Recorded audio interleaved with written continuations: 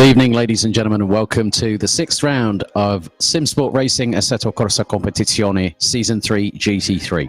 Alex Goldschmidt and Steve Proudy back once again. This time a bit different because obviously I'm now, there might be a little bit of background noise for those that might be able to hear. Good evening to Kieran Vidago. Good evening to Gene Pinchbeck on the official YouTube channel. Steve Proudy from his domicile, and I'm currently in Simply Race headquarters here in Milton Keynes. Good evening, Steve. Good evening, Alex. Yeah, how are you, buddy? Looking forward to some good racing tonight. Yep, 2 sprint races here at the fantastic circuit Zolder, based in the Limburg region in Belgium. A tight and technical circuit with plenty of overtaking opportunities. But just like Misano a few weeks ago, we do have 2 30-minute sprint races. So 2 10-minute qualifying sessions. It's going to be door-to-door, battle all the way through the evening, isn't it, Steve? Absolutely. The boys have been putting some proper practice in for this one, and the chicane at turn sort of 5, I believe it is, that's catching a few of them out. The curbs are very aggressive there, and they're telling me that that's what's making or breaking the lap times. So yeah, I'm sure there's going to be over 20 cars on the grid, and it's going to be door handle to door handle, very, very close tonight.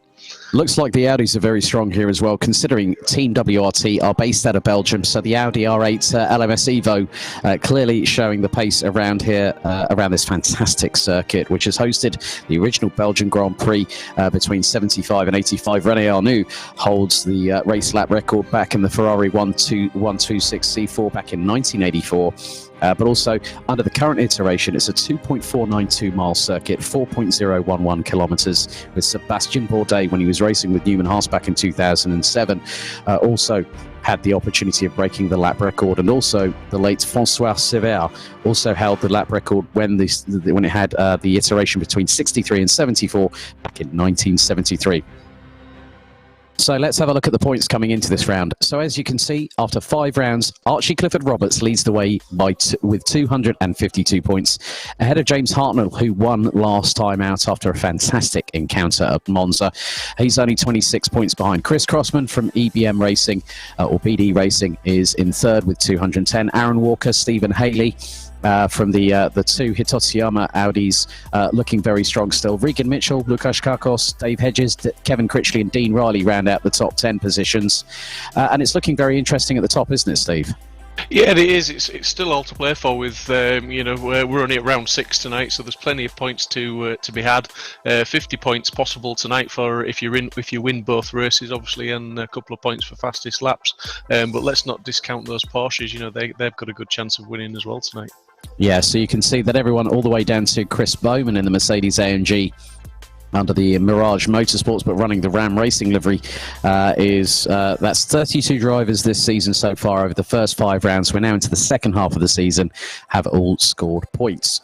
And there's a few drivers that haven't had the opportunity to showcase their true potential, but I'm sure that in the next 5 rounds we will have some more drivers clawing some points, some well important points. But obviously with the community that we have here at Simsport Racing, it's definitely the place to race. Let's have a look at the team standings after 5 rounds as we head into the 2 sprint races here at Zolder. The Editors leading by just 8 points ahead of Hitotsuya, so it's an Audi 1-2 at the moment. Tempesta Racing, after a great show by James Hartnell last time out at Monza, brings them up to 3rd place, just 8 points ahead of BD Racing in the 911 Porsches. RPM Racing rounding out the top 5 ahead of Barwell Motorsport, Dutch Desire.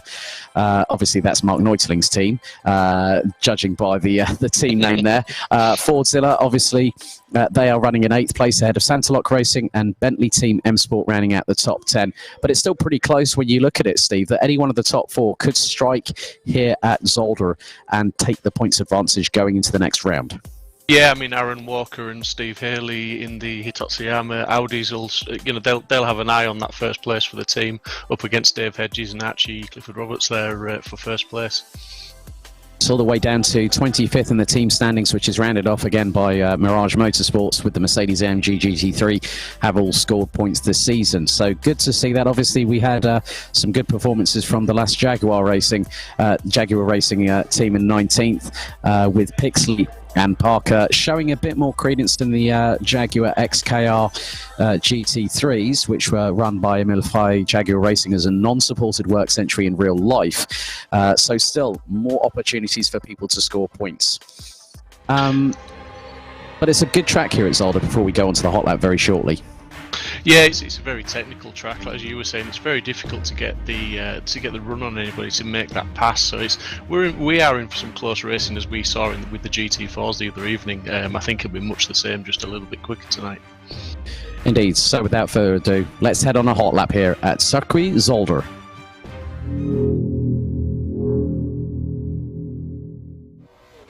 Here's a lap at Circuit Zolder with Rich Smith in the Tech 1 Racing Lexus RCF GT3, heading across the start-finish line, braking down from around 140 in fifth through Arista into second gear at around 80 miles an hour.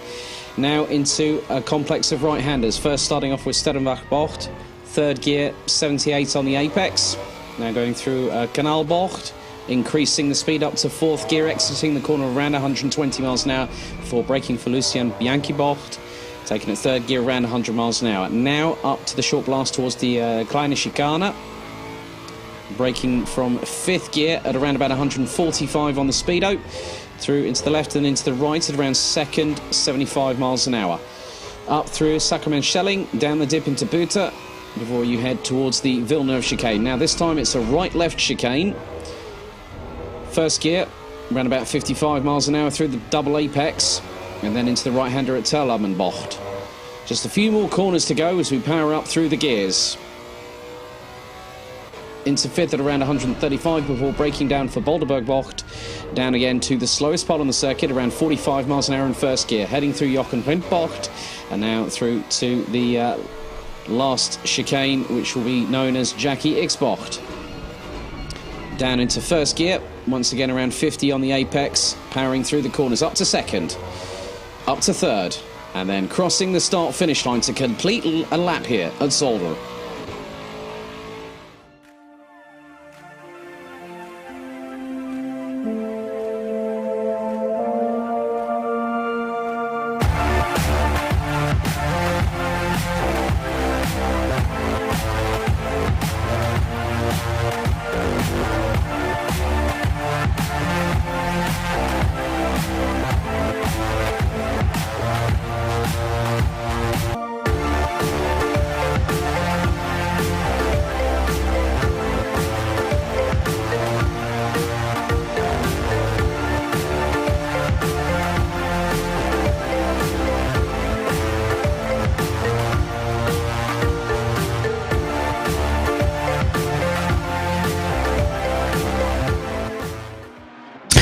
So now underway with our first of two 10-minute qualifying sessions here at Circuit Zolder in the Limburg region, not based too far from the iconic karting Genk, the home of champions, which has seen the likes of Andre Losserer, Max Verstappen and a whole host of other talents come through their doors, including 2009 Formula One World Champion and 2018 GT 500 champion for Super GT, Jenson Button.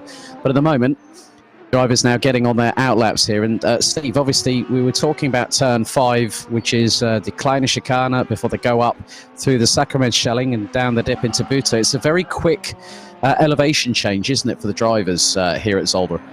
Yeah, I mean that chicane is mega important. I mean, obviously you've got to get through there as quick as you can without lifting off the power too much. And if you just get the slightest bit of opposite lock of get a bit of oversteer and lose a bit of traction, you suffer all the way up that hill. And it is feasible to be passed going up that hill just from losing traction. So yeah, it's very, very important, that chicane.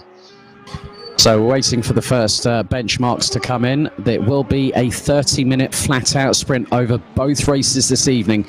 As Steve said, a maximum of 25 points per race for the race winner.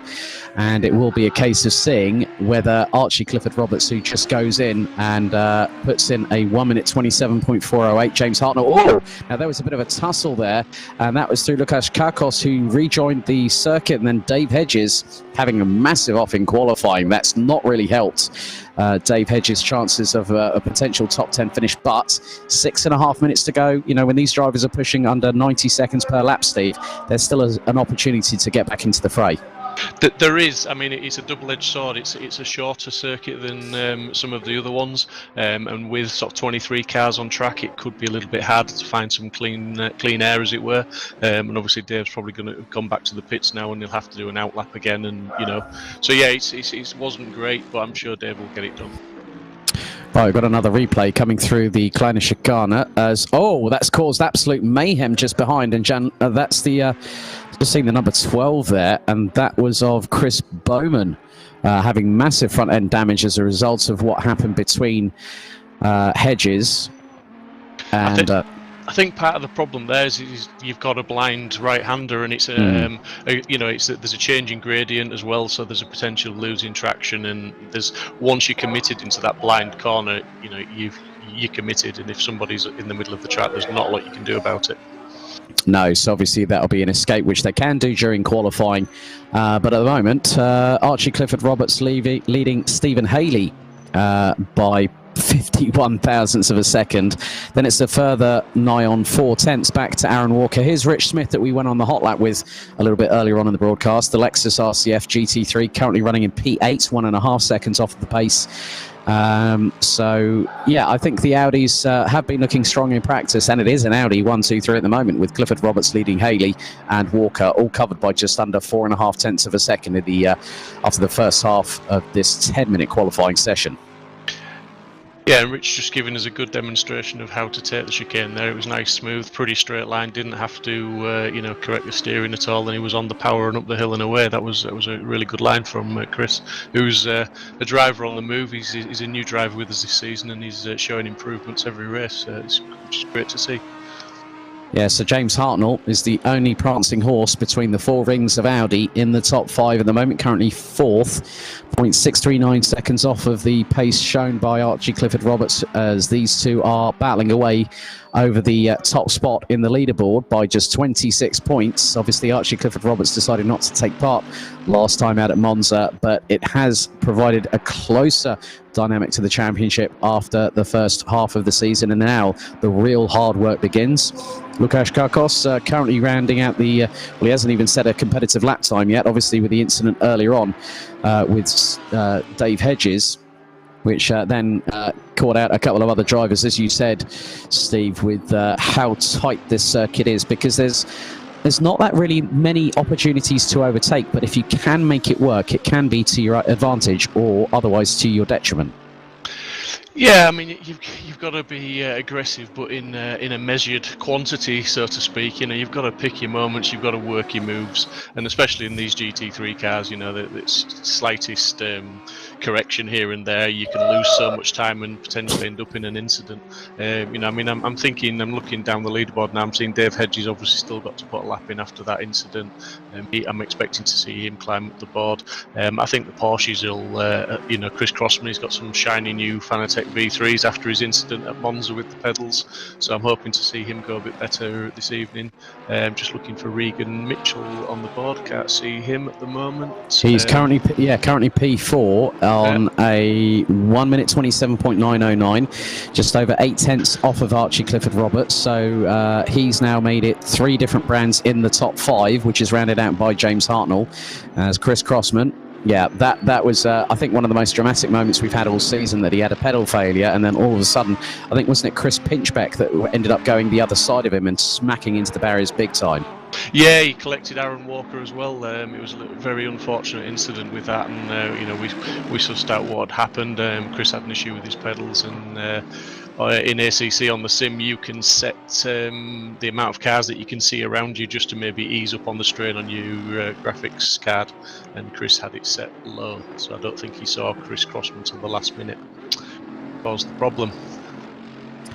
Yeah, I mean, these things do happen, but there is Regan Mitchell. He's now down into 6th as Chris Crossman goes 4th quickest on a 1 minute 27.882. But Archie Clifford Roberts now as the first driver to go sub 1 minute 27 on a 1:26.931, and that is over a whopping half a second over Steve Haley. Aaron Walker rounds out the top 3. Then it's Chris Crossman, Chris Pinchbeck, Regan Mitchell, James Hartnell, Aaron Martin Pilkington, the leading Aston Martin in the 626. There he is right now on your screens at home as he makes his way through the Jackie X-Bocht.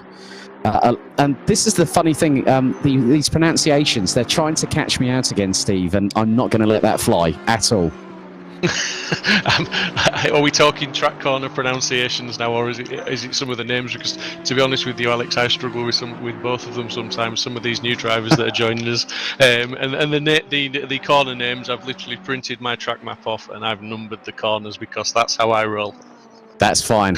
Each to their own, my good friend. So we're into the last 60 seconds of this qualifying session. Brief yellow flag out as the Rinaldi Racing liveried number 47 Ferrari of Ranjif Kelsey, currently P12 at the moment, 1.7 seconds off of the pace as Archie Clifford Roberts has decided, well, that's enough for race one this evening, as Kelsey now makes his way through the out of the circuit, and I think, yeah, you can just see how much suspension travel there is when they go through, like, say, the Kleine Chicane, which is turns 5 and 6, as we see Peter Hrobar, one of the newest drivers with us, who, Rich Smith has a spin going through the Kleine Chicane. He didn't quite straight line that one, unfortunately. Brings out the yellow flags as one of the Aston Martins goes flying off of the Villeneuve chicane going rally crossing. Would be handy if you had a four-wheel drive there in the Aston Martin, but not quite really what you want there. No, absolutely not. Like we said, you've got to be smooth. I mean, I'm just looking at the times. I think Chris Pinchbeck will be particularly happy to be qualifying in fourth. He's been putting a lot of practice in. Regan Mitchell was up there in the practice sessions. Chris Crossman, Dave Hedges, good recovery there to say he's probably only had about 5 minutes qualifying after the incidents earlier. James Hartnell will be reasonably happy, and another one to mention, Bliv in 11th in that Nissan. We've seen him round after round. He's improving every race, and he's in 11th at the moment, so he'll be relatively happy with that, I would think. Definitely. So looks like that Archie Clifford Roberts has secured pole position for race 1 of round 6 here at Zolder. Stephen Haley second by 0.522 seconds in second position. Aaron Walker a further 10th and a bit adrift. Chris Pinchbeck, great job by the 43 there, but it looks like Aaron Walker at the dying seconds has just made it a top 5 Audi clean sweep in the 99. 0.657 on his final lap. So Audi locks out the top 5 positions, followed by Porsche with Chris Crossman, Mercedes with Regan Mitchell, Ferrari with James Hartnell, Lucas Kakos rounds out the top 9, and then it's an Aston Martin of Aaron Martin Pilkington in the 626 rounding out the top 10 positions. So 6 brands in the top 10, make that 7 with Bliv AK and the 747 Nissan Nismo GTR GT3. And Rich Smith takes 12th place in the Lexus. Gavin Utley in the 13th at the head of Peter Hrobar. Adam Isalovic, who was our winner for the season finale of Season 1 of GT4. Season 2 not too far off the cards on September 9th, and myself and Steve are looking forward to that one as well. But really very, very tightly packed between the top 15, around about 1.6 seconds there, Steve, and it's looking rather interesting for race 1.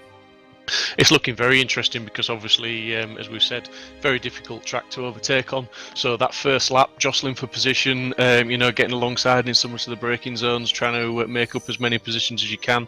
It's going to be very, very important because once you get line astern, it's very difficult to make that move unless somebody makes a mistake. But they will certainly all be trying. They will be trying their damnedest to get one up on the other. But also, we wanted to have a brief talk about the forthcoming 12-hour Nurburgring charity event, which is sponsoring, which is going to be raising money for Mind, who have been helping with regards to mental health awareness for the last 60 years. We've also heard that we're going to have a very interesting entry via Kunos Simulazioni for the event itself. It's Aristoteles Vasilikos, I hope I've got his name right, who's actually the person responsible for the great physics you see in Assetto Corsa Competizione, is teaming up to race in the GT4 class Porsche Cayman car number 42. And that's really good to have Aris on board for that as well. Yeah, it's absolutely awesome. He's teaming up with some of the Simsport drivers and driving with the community, so it's great news. Well, let's have a look at the video ahead of the Nurburgring 12 Hours on October 3rd this year.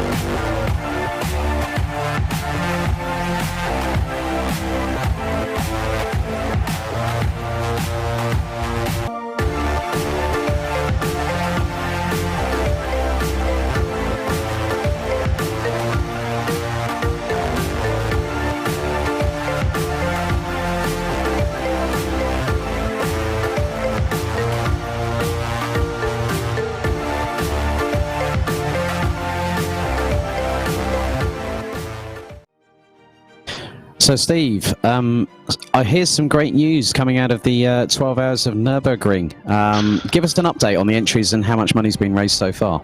Yeah, we're the entry list is well over half full at the moment. I think just off the top of the head, we're looking at around about, we've got 7 more slots for GT3 cars and around about 10 more slots for GT4s, and that will give us the full complement of 50 cars on the grid on the day. And money raised at the moment it's over £700 already. So with over a month to go, that's awesome. That's brilliant news. Also, some other partners that have teamed up with Simsport Racing Simrigs have joined as an official race sponsor. Next Level Racing and also the Virtual Reality Racing Club have also joined forces with us on this, and that's really, really great to hear about that. So if you want to have an entry spot on the 12-hour Nürburgring event, head to simsport-racing.com and there is a dedicated 12-hour Nürburgring side of things. But we are about to get things underway. 2 sprint races here at Circuit Zolder in Limburg in Belgium, and your starting grid will consist of the following drivers as we wait for them to go around this fantastic circuit. Very tight, very technical. It's going to be a tall order for all 24 drivers, and Archie Clifford Roberts will start on pole position, as now the championship leader looks to try and get away with things, I think, in the early start of the second half of the season, wouldn't you say, Steve? Yeah, I mean, obviously he had his dropped Monza as his drop round last time out, so he's had a month off almost, and he's going to be looking to come back with. He'll be expecting a couple of wins this evening, or that's certainly what he'll be working towards. Just a quick mention for Lily Robertson on YouTube. She says, "Go Dad." That's for Aaron Walker. So I'm sure Aaron will try to please Lily this evening with at least a podium. Maybe he'll be trying his best. Knowing Aaron, he'll be going for the win, but you know. That'll be a tall order, I think, against Archie tonight. He's been in the 26s in the practice sessions. Well, considering he's our inaugural ACC GT4 Season 1 champion as well, I wouldn't expect anything less from that man. So it's going to be an interesting one. It is an Audi top 5 with Archie Clifford Roberts on pole, Stephen Haley in the 24 alongside. Then it's Dave Hedges and Aaron Walker in the 88 and the 99. Chris Pinchbeck in the 43. Chris Crossman in the 3 Porsche, Regan Mitchell in the 69 Mercedes. Then it is James Hartnell, our round 5 winner from Monza, in the 68 Tempesta Racing Ferrari. Lukas Kakos in the Lamborghini from Bartwell Motorsport in the number 13. We'll have the Aston Martin from Iran TF Sport in the 626 alongside. As now, local time 3:07 p.m. Track temperature 27 degrees Celsius, air temperature 19 degrees Celsius, and it looks like a northeasterly wind of around about 14 kph. As the drivers now will filter into the 2x2 rolling start formation, as they're now going to head to what they call Jackie X-Bocht, named after the 6-time Le Mans winner, the man originally called Mr. Le Mans before Tom Christensen took that with 9 wins at Circuit de la Sarthe. But who's counting? Yeah, so they come. These guys will be watching for their race positions now. We've had a couple of drive-throughs issued in previous races for cars being out of position. So yeah, they've got to watch their P's and Q's here. So Clifford, Roberts and Haley will control the pace, and then Hedges and Walker. Look at this. This is great. This is the editors versus Totsuyama on the 2 front rows, it looks like. Ladies and gentlemen, 30 minutes are green, green, green, and we look to get away nice and clean. He looks like Lukas Kakos going onto the marbles very quickly, round the outside of, looks like Regan Mitchell, as it is a 2x2 double front row, but Archie Clifford Roberts trying to get the advantage over Stephen Haley, going into Sellenbach-Bocht and then into Kanalbocht before the last of the triple rights through Lucien Bianchi-Bocht. So good start there by Archie Clifford Roberts, but Stephen Haley wasn't that far behind, was he, Steve? It wasn't. He was really pressing there, and it was. Audi in the wall, and there's looks like Bliv AK's gone off, and we've also had Joao Diaz, I believe, that's gone spiralling off of the exit of Lucien Bianchi-Bocht on the very first lap. Sorry to cut across you there, mate, but at the end of it all, there was a lot of action happening behind the main part of the field. No, if it's going on, Alex, it's going on, and we need to make people aware of it. But Steve was really pressing, and he was, he was just caution. I think that he was going to get squeezed on the inside, so he had to let Archie go there. Really, but excellent start from these front guys. Hedges in third place, Walker in fourth, Crossman fifth, Pinchbeck made a good start in sixth, James Hartnell seventh, Kakos eighth, Regan Mitchell ninth, and Mr. Pilkington rounding out the top 10. So those guys will be going for it now. Yeah, it was mistake there from Steve Haley. That's allowed Dave Hedges and Aaron Walker to get past, and that was through the final chicane at Jackie Ixbocht, as Chris Crossman now finds himself passed into fourth place ahead of Steve Haley. Chris Pinchbeck rounding out the top 6. Regan Mitchell started 6th, now drops down to 9th place as we go on to lap number 2. But Dave Hedges looking to keep Aaron Walker at bay, and we know. Now let's have a look at this replay here. So here's Bliv AK. You've got Rich Smith on the inside. You've then got one of the Audis on the inside. And Bliv AK just gets speared off into the barriers. A little bit of excess contact there. But it was a case of, I'm not too sure how it would be classed by race control on that one. But that was definitely a moment that Bliv AK definitely does want to come back from. And he's right down at the bottom of the order as a result of that incident. Yeah, it's definitely one the stewards will look at in the GT4s. I believe that corner we had a few incidents, difficult to run 2x2 through there. Let's just look at it once more. And it was the 32, it looks like, that was on the inside, and also hits the barriers. So 2 drivers not having the great run of luck in the first couple of laps as Chris Crossman, straight lines off in the Porsche, and that means that he drops all the way down. He's dropping quickly out of the top 10. I think that's going to drop into round about sort of 12th, 13th place, as that would have been going into Boulderberg-Bocht, which is literally the after that long drag from Terlamen. We now have the editors who are leading the championship in first and second, and Steve Haley and Aaron Walker, who are battling for the team championship, are now both in third and fourth. So this is the team battle. Yeah, because the editors running under the Team WRT liveries. As Adam Isalovic going up in the inside of Bliv AK. Clatters in and spins himself around as a result. Adam Isalovic, who won the final race of season 1 for GT4s last week, earlier on this week, on Wednesday thereof, at Zolder, from lights out to checkered flag, having a great battle all the way through. But Aaron Walker trying to close up on Dave Hedges. He's about 1.7 seconds adrift. But as you say, the team game now coming into the 4 as Stephen Haley rounds out the top 4 positions. Chris Pinchbeck in 5th. James Hartnell looking to close the gap on Archie Clifford Roberts in terms of the overall drivers' standings. He's currently in 6th place. And Chris Crossman drops down to 12th position after that straight line faux pas. Yeah, I think just obviously maybe unsighted on the braking markers as we look at another replay. Yeah, again, this time it's Bliv AK on. Turns around the 32. That looks to be in the Villeneuve chicane, I believe. I don't think one good turn deserves another there, does it really? No, I'm just wondering what some of these guys are using for brake pads. There's a couple of them just out-braking themselves completely, really, and just the results aren't what we're wanting. But the front boys are keeping it relatively clean. Chris Crossman's dropped back, obviously. He didn't take anybody out in his incident, so he'll be trying to fight his way back up through the field, which is not going to be easy because obviously all these guys are quick and they're all in the top 10 for a reason. I see James Hartnell's really pressing Chris Pinchbeck, but that won't faze Chris. He's used to driving under pressure and he can soak it up all day long. So let's see what he can do. He'll be trying to close up behind Steve Haley if he can.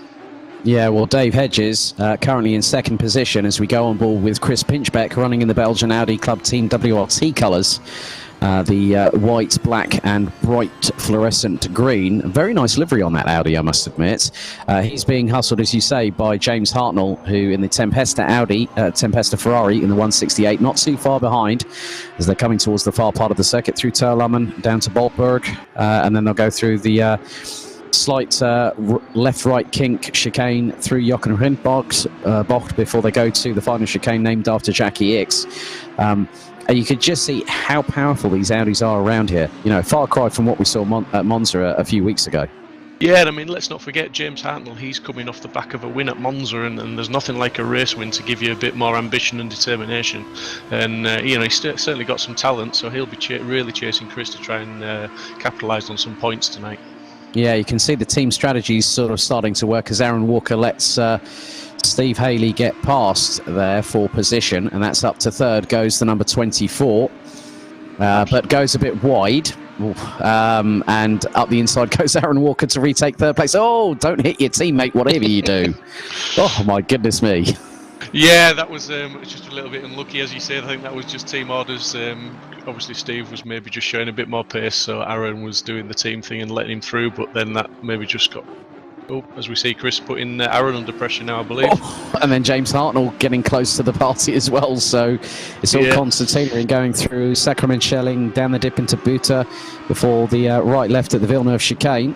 So the team orders nearly cost them another position there, but I'm sure now Aaron will try and get away from Chris again, soak up a bit of pressure as James is still applying that pressure on the back of Chris.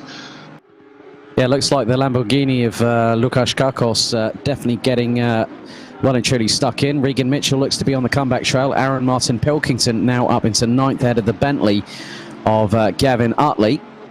And then you've got Chris Crossman not too far behind the number 14 Bentley as well, as we see the likes of Gianluca De Luca. There's Mark Neutelings coming through the shot there in 18th position as well. We've had a turnaround there. That was one of the Ferraris. Now, was that Ranjith Kelsey? And it looks like the Gianluca De Luca Aston Martin 135 might have been involved. Yeah, that was definitely Ranjith Kelsey. And they done the gentlemanly thing and let Ranjith back through, so good sportsmanship there.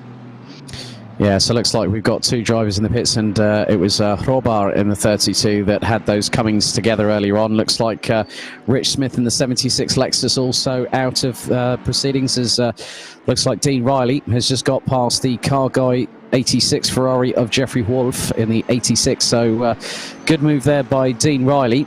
Not had the best of run of luck in the first half of the season as Dean Riley, but he has shown good pace nevertheless. Yeah, the guys are putting the hours in, putting the practice in, and Dean's another new member to Simsport for this season, so he's another one showing great improvement as the races tick by. Yeah, we've also got Reese Wiggin there trying to close down on Mark Neutelings, who's running in the... one of the cones gets flown unceremoniously to the left-hand side. Looks like that might have been from Dean Riley, but again, the Bentley showing good pace. Even on a short, tight technical circuit like Zolder. Mark Neutelings has run in the top 10 throughout the majority of the first half of the season, but again, another driver that hasn't had the run of luck, as Aaron Walker now still acting as rear gunner, so to speak, for Steve Haley in what's third place. Yeah, Aaron's just gapping Chris Pinchbeck slightly. He's just doing enough to keep the pressure off himself, and as you say, he's acting as rear gunner to Steve Haley, who will be trying frantically to close down on Dave Hedges. Yeah, the gap now down to just over 1.5 seconds between Haley and Hedges at the moment, with Clifford Roberts. I think he's just shot off into the distance and decided, yeah, this could be 25 points in the bag, and he's got a lead of 6 seconds over the 88, his teammate Dave Hedges at the moment, as we're fast approaching the third of this race completed. Yeah, another good battle here with Lucas Kakos and Regan Mitchell in the Mercedes, which is another strongish car around here, and then obviously followed by Mr. Pilkington chasing them up, as we see. Is that Rich Smith? Oh, that's one of the Jaguars hitting him from behind. Oh, now, who was that? I couldn't pick out who that was. I'm not too sure. Was that Pixley? Oh, that was... Yeah, so that was Daniel Parker that... had nowhere to go as Rich Smith pulled out in front of him, and I think that's the heftiest wallop we've seen of someone trying to rejoin the track in any race so far this season. Yeah, it's a case of mirror signal manoeuvre gone wrong, is that one, I'm afraid. It's the car rejoining that's usually held responsible. Where's the signal on that one, Rich Smith, I need to ask you?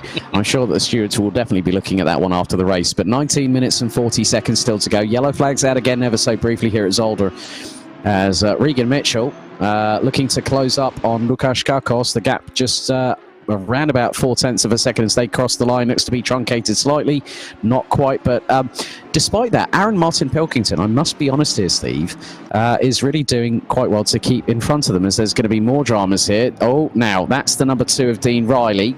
There's Joel Diaz. There's this is what happened earlier. Gianluca De Luca turned around Ranjiv Kalsi, and Dean Riley and Joel Diaz had to avoid. So lucky enough, they were able to have quick cat-like reflexes to get past those two that were quite literally at each other's door panels. Yeah, I mean, that's almost the slowest part of the track, so thankfully they were at a speed where they could maybe just take that evading action. As we're watching Lucas now with Regan still riding close behind, and Aaron just up behind him as well. James Hartnell still applying the pressure to Chris Pinchbeck, who, it has to be said, is still soaking it up. You know, two great guys there who put a lot of hours in. Right, okay. Here's Bliv AK in the 747 Nissan as, he gets turned around good and proper through the Villeneuve chicane by Dean Riley in the number 2. So that was another unfortunate incident there, another one that will be investigated through the Simsport Racing stewarding process post-race.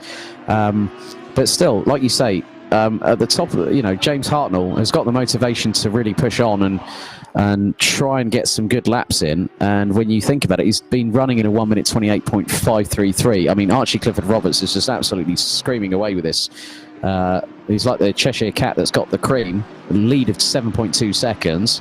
Steve Haley's closed the gap by 0.6 to Dave Hedges, so it's just under a second between the pair. So that's really heating up in the team battle sort of thing in terms of the standings there. Yeah, Steve will be keen to put the pass on Dave if he can, but as we know, Dave's a talented driver himself and he won't be easily passed. So yeah, not an easy track to pass, but with 17 minutes to go, anything's possible with these guys. So at the moment, Archie Clifford Roberts leading by nearly 7.5 seconds ahead of Dave Hedges, Stephen Haley in 3rd, Aaron Walker in 4th, Christopher Pinchbeck in 5th ahead of James Hartnell, Lukasz Karkos, Regan Mitchell, Aaron Martin Pilkington and Richard Pixley running out the top 10. Great onboard shot on the back, just underneath the rear wing of the Audi Sport Team WRT liveried the editor's car for Dave Hedges, but look how close Steve Haley is getting in the braking zone, but he makes it a little bit of I think he outbraked himself there, just going through that corner, and that would have been through Boldberg as they headed through Jochen Rindt. As another turnaround, this time, Regan Mitchell, and that's Aaron Martin Pilkington. I think, did they just come to blows? Yeah, I'm not sure, to be honest. Somebody got turned around there. Like you're saying, Regan Mitchell's come off worst. He's lost positions through that, so be interesting to see a replay of that one. Yeah, I mean, Lukasz Karkos was just up ahead. Looks like we're going to get that replay. Yeah, Martin Pilkington just absolutely spears into the back of the Mercedes and turns it around.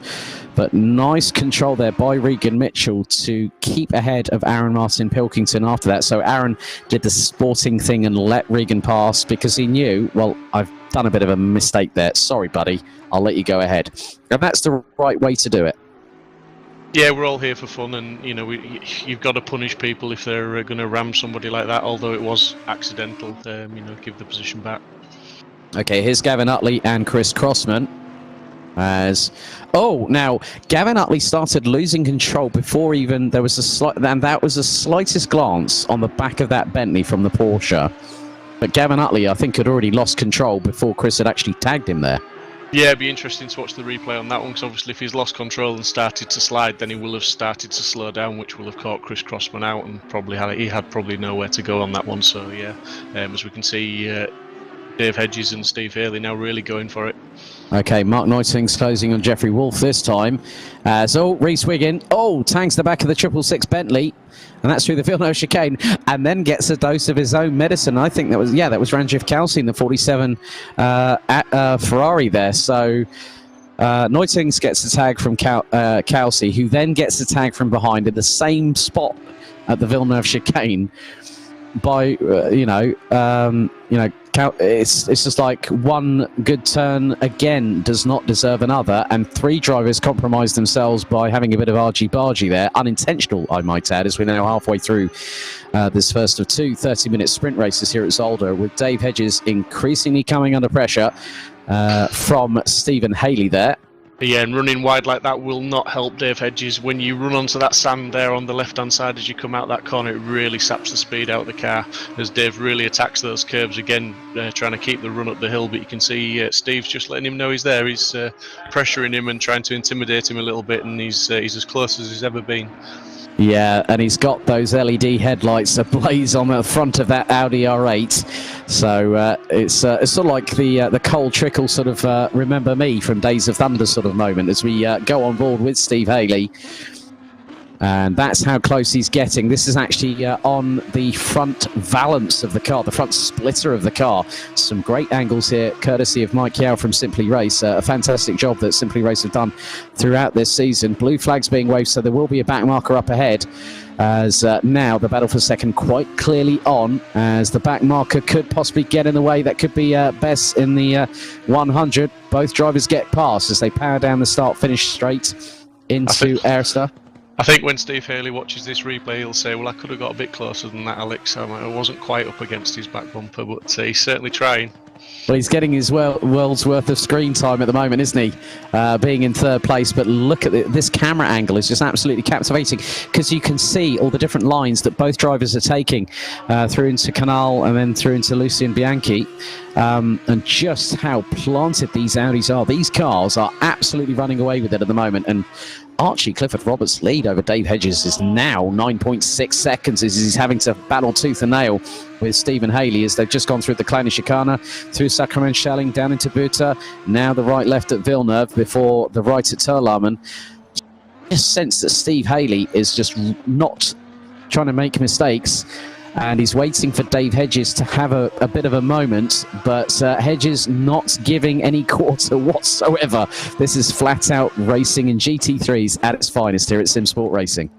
Yeah, Steve's picking his lines. He's allowing himself, shall we say, the safer line to allow him to brake on the straight rather than having any input on the wheel. He's really pressuring Dave, and he's trying to push Dave into that mistake, to lose that traction or to run wide somewhere just to allow him to get the run on him. And he's, as you say, he's running very, very close. And this camera angle is awesome because you can almost see every single steering input, the corrections, everything as it jinks left and right as he comes out the corners. Like you say, awesome work from Mike, our producer. Yeah, as they've just gone through Ayrster into the right at Stedenwacht. But yeah, that gap is getting closer and closer by the second. It's now really tight there through Canal. And yeah, Hedges is sort of like thinking, oh no, headlights ablaze on the front of Haley's car. I'm in trouble right about now. And look how close Haley is in the slipstream as they head down to the Kleine Chicane. And again, that's Stephen Haley's way of saying, hi Dave, I'm here. Yeah, he's just trying to distract him in the braking zone. But if you watch here, Steve takes a wider line into this braking zone, which allows him to brake in a straighter line and probably brake that split second later. But he really gets Dave under pressure under this point here. Yeah, we now go on board, back on board, a different camera angle this time on the number 24 Hitotsuyama Audi R8 LMS Evo GT3 with Steve Haley still putting the pressure on. But the biggest thing is that Dave Hedges is not holding back. He is giving everything. He's giving not 100%, but I think 110 or 115% during this race as they come through the Jackie X chicane across towards the start-finish line. Fast approaching 10 minutes to go. Haley still battling away with Hedges for second position. But what this has allowed is that Aaron Walker is closing. And I'm looking at the lap time, Steve. It was a 1 minute 29.001 for Dave Hedges, a 1 minute 29.008088 for Steve Haley. Last lap around, Aaron Walker was quite clearly the quickest out of the remaining three of the top four with a 1 minute 28.461. And I think that Aaron senses that a possibility of a second or a third could be on the cards depending on what happens in front. As look at Steve Haley. He's just toying with Dave Hedges right now, isn't he? Yeah, I mean, if he gets in front of Dave, and it's a big if, he obviously, I think he's got the speed on Dave. But what Aaron's ready for there is that if Steve forces the mistake from Dave, then Aaron may capitalise at the same time, and Dave might find himself dropping two places, in one or two corners. Yeah, we have seen that before all the way through the first 5 rounds of the season. But still, Hedges not giving up, and he's not holding back either. I mean, he's defending like crazy because this is allowing teammate Archie Clifford Roberts in the 96 Audi a gap of now 11.7 seconds as we go into the last 9 minutes and 23 to go on the clock. They've got, looks like Joao Diaz just up ahead, and we've had a drive-through given to Ranjiv Kalsi for track limits, so he'll have 3 laps to serve that. As out of the way goes the number 12 of Chris Bowman. That front end of that Ram Racing liveried Mercedes looking rather second-hand, because that gap is definitely a bit bigger than what it would have come out of the Affalterbach factory there. I think the key word there was Ram. Yeah, definitely. But I think I'm just wondering, Steve Haley, how many times? He got sideways there, completely sideways. He's. I don't know whether he's.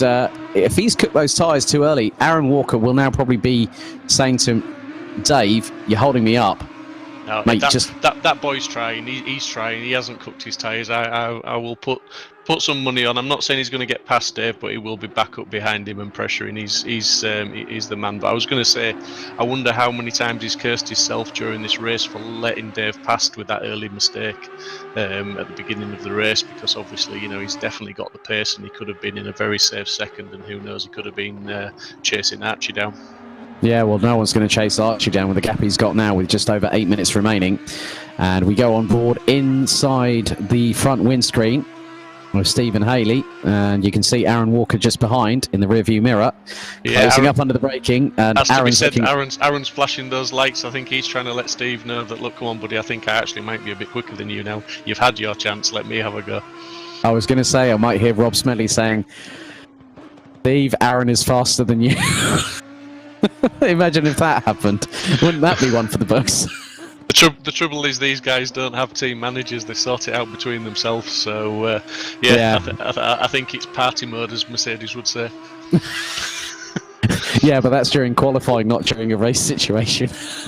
No, I believe I heard it at Spa today when the safety car came off. It came over the team radio for Mercedes that it was party mode. You're free to fight. Oh, what Strat 2? Well, but yeah, again, you're completely spot on with your observations there, Steve, because Stephen Haley is trying to close up the gap. But Aaron, I'm just looking in at the lap times. Aaron Walker, well, look, last lap around, Aaron was actually slower than Steve. But obviously, when he's putting the headlights on and trying to say to Steve, look, mate, come on, get out of the way. I need to get past. I'm picking up some speed here. But at the end of it all, yeah, the team orders game needs to sort of have some sort of solidarity there. And now, again, look, through the Jochen Rindt chicane, Stephen Haley closing on the back bumper of Dave Hedges yet again with 6.5 minutes to go with this first of 2 30-minute sprint races. So, yeah, you were spot on there, Steve, with Mr. Haley, as we now go on board on the, that's the right rear. Well, these camera angles seem to get better and better. Look how close they're getting to the wall going into ours. That's crazy. Yep, you've got to use all the track, and I think he knows which camera Mike's streaming from. He's just trying to knock it off the side there. But there'll be a virtual invoice in the post. Payment in Mars bars, okay? Oh, sideways from Haley there. Oh, completely sideways, and that is going to allow Aaron Walker to get the run on him, and the change has happened. Yeah, you were right. Haley was pushing like crazy, and then Walker just saw the opportunity. Haley went completely sideways through the Lucien Bianchi bocht, and yeah, complete opposite lock, but well held by Steve Haley. Absolutely, I think that was just team orders coming into play, and Steve wanted to make it look exciting. So, you know, he wanted to get his 5 cents worth, didn't he? Just had a mention from Glenn Speed, who's currently in Thailand, says he can't wait to get back to the US and join us. And he's just commented on the great racing tonight, guys. Keep it up. Well, that's really good to hear. Glad you're enjoying the show over in Asia. Lovely part of the world, Thailand. I've been there myself actually late April last year for a week away, and then quickly had to come back down to earth with the bump, and then I ended up commentating in Belgium. I covered 11,000 kilometres in 26 hours. Don't ask me about the journey. I'll tell you another time. But Aaron Walker now, he's now putting the blinkers on, as now Dave Hedges sees a different, well, he'll see the same livery, but he'll see a different number behind him, because he'll be thinking, Right, now I've had to deal with Steve Haley. Now I've got Aaron Walker breathing down my neck. Well, I'm just wondering if the team orders apply between the brother-in-laws now that it's Aaron and Dave battling. So let's see what happens there. Well, I'm going to say one thing. Cry havoc and let's slip the dogs of war, because it doesn't matter whether it's brother-in-law and brother-in-law. If you're out on circuit, it's every driver for themselves. I will be completely honest here. Yeah, I have to say I think Aaron and Steve have both got the legs on Dave, but Dave's doing an absolutely awesome job of defending. Just got a quick message from Daniel Parker. Hey guys, me and Mr. Smith think it's both our fault, so I'm guessing they're referring back to one of the incidents that we saw earlier on. Daniel also says party mode isn't a thing after today, I think, which is quite right. It's been taken away from Formula 1 after today, but what I will say is party mode's always a thing at Simsport Racing. That's what that's brilliantly timed there, Daniel Parker. I doff my cap to thee, sir. That's a great comment. I think it's the best one of the night so far. Regan Mitchell still battling away with Łukasz Karkos for 7th position.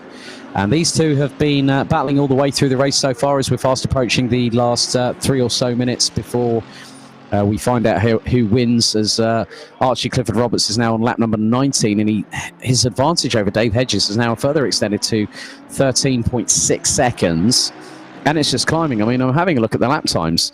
Archie is about, what, 0.6 of a second quicker per lap than Dave Hedges, and that's how he's able to eke out the gap. But because of the fact he's not having to battle with anybody, he's not under pressure, he can calmly use the tyres to his best advantage, as Regan Mitchell tries to look up the inside of Łukasz Karkos there.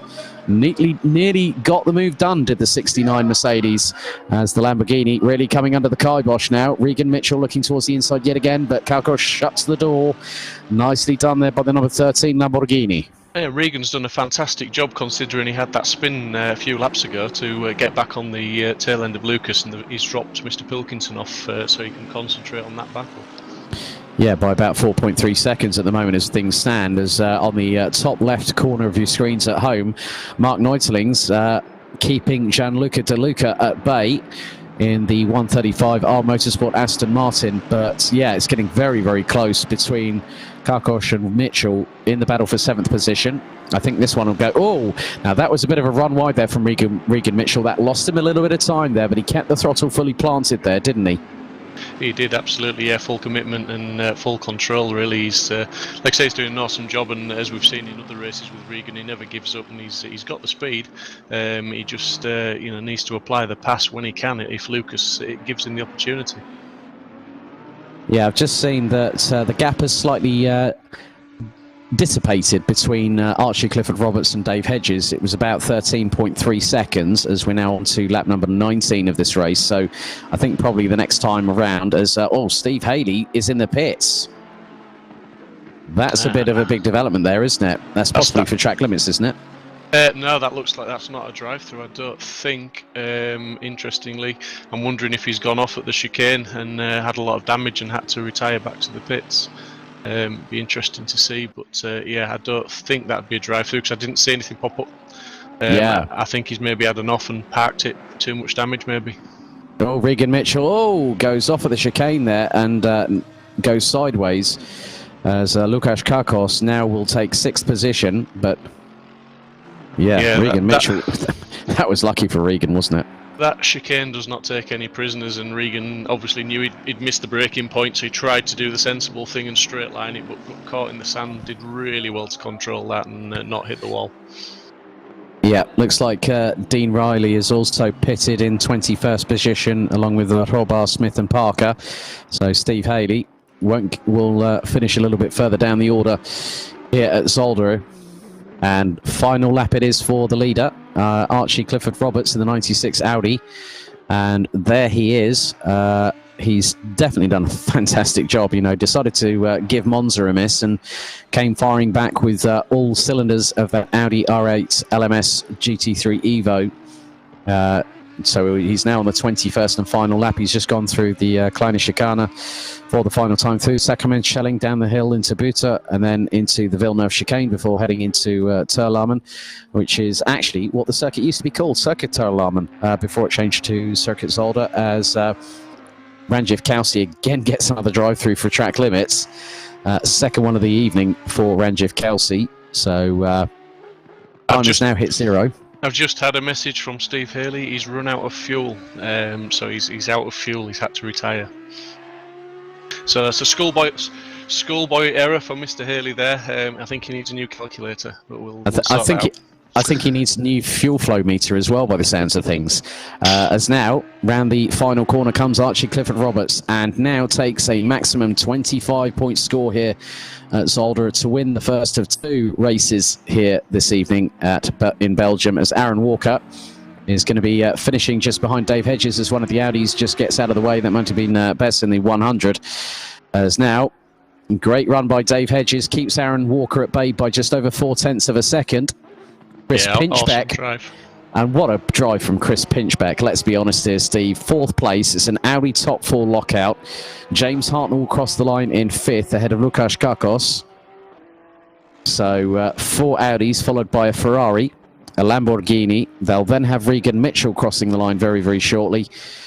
There's Chris Bowman in the forlorn Ram Racing Mercedes, and it looks like, well, Ranjiv Kalsi gets an automatic 30-second time penalty added because of it being so close to the end of the race. But Regan Mitchell takes 7th, Chris Crossman takes 8th ahead of Joao Diaz in the 26.